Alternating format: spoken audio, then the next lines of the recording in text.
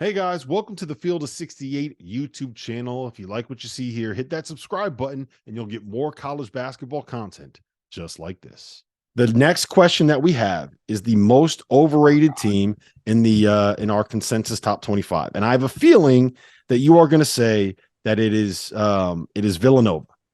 It is, but before I give my reasoning, I want you to answer this for me Okay. because there's so many unknowns with Kyle Neptune still. I'm with that. We have to give him a couple of years. One season's not enough. Just answer this for me.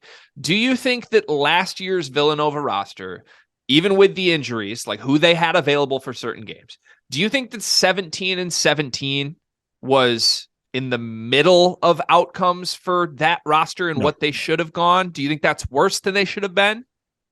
Me Yes. too. Like I think there was more than enough for a 20-win team on that team last season, and it didn't come close, even when they were fully healthy at the end of the season, and they turned a little bit of a corner. It never got to the point that I wanted to see that. So if you need to call me a Kyle Neptune skeptic or a hater, whatever you want to call it, Well, you I'm should be. there You should. right now. It's not like you should be at this point.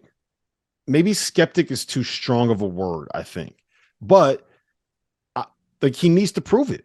Like there's no doubt Right. about it. He needs to prove it, and that's why when I say I think the key to their season is going to be Mark Armstrong, right? It's going to be the point guard spot. You need a guy that can be the player that gets that first paint touch, that creates the tidal wave of everything else, that makes everything else go, right? What they tried to do with it last year was have Caleb Daniels or Justin Moore or Cam Whitmore, all these guys like dribble into post ups, and it just they're not Jalen Brunson, right? Like Jalen Brunson could do that. Colin Gillespie could do that. Ryan Archidiakono could do that.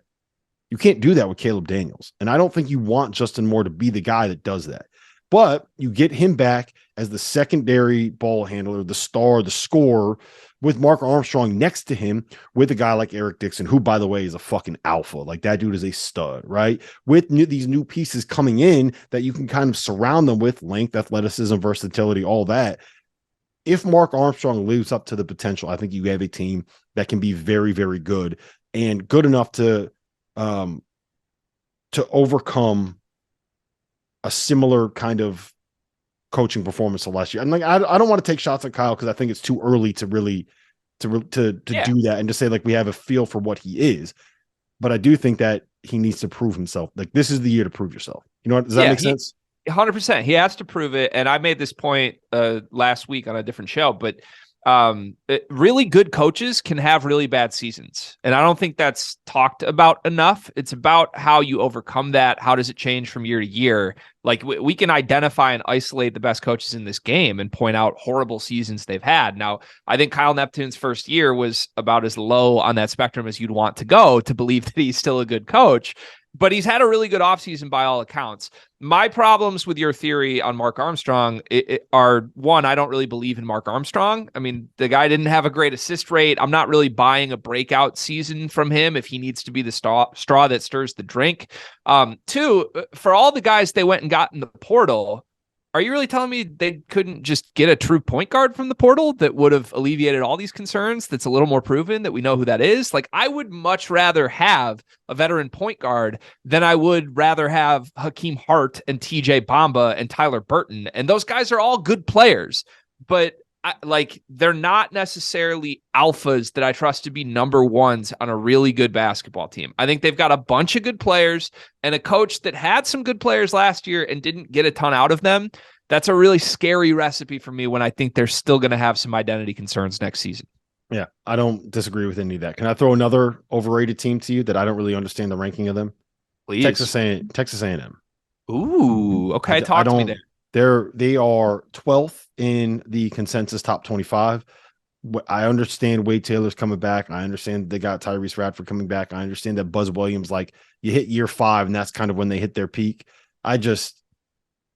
Our partner for today's episode is Athletic Greens. I started taking AG1 during the college basketball season, and I loved the impact that it had on my energy levels. I'm a big coffee in the morning guy, but by the time that the afternoon would hit, I needed another boost. AG1 helped me tremendously, especially on those days when I didn't want to get up off the couch and go hit the gym. Their tagline is AG1 is comprehensive health and the power of habit in one. And man, that could not be more true. It's nearly impossible to eat and drink in a healthy manner in the month of February and the month of March when you are in my business. And AG1 was exactly the supplement that I needed to improve my gut health and cover my nutritional basis for the day. I've continued that into April. I've continued that into May, and I'm going to continue that the rest of the summer. All I have to do is mix a scoop of AG1 with some water, or maybe add it into a smoothie, and I'm ready to go. Do it after lunch, and you'll be ready to go for the rest of the day. If a comprehensive solution is what you need from your supplement routine,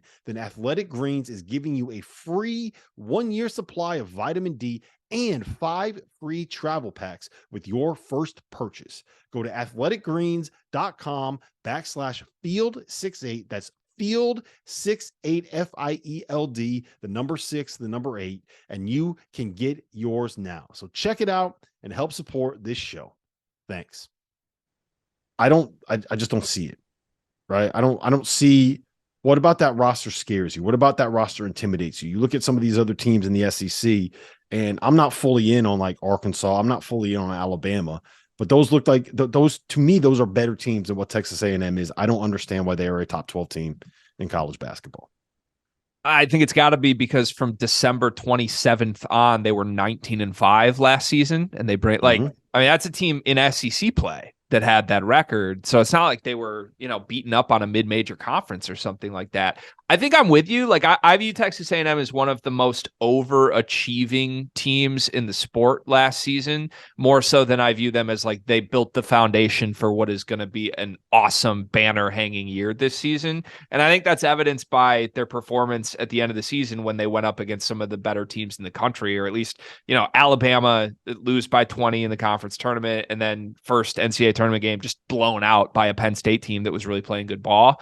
So I'm with you. I like that as a skepticism pick. I think they're still a tournament lock, but I don't think it's a team that does anything special. Yeah, and shout out to you for going right through that alarm. Exactly what I do when I'm trying to wake up in the morning. Thank you for watching the Field of 68. If you've enjoyed what you've seen here, hit that like button, share this link with your friends, or check out the description for some other places that you can consume Field 68 content.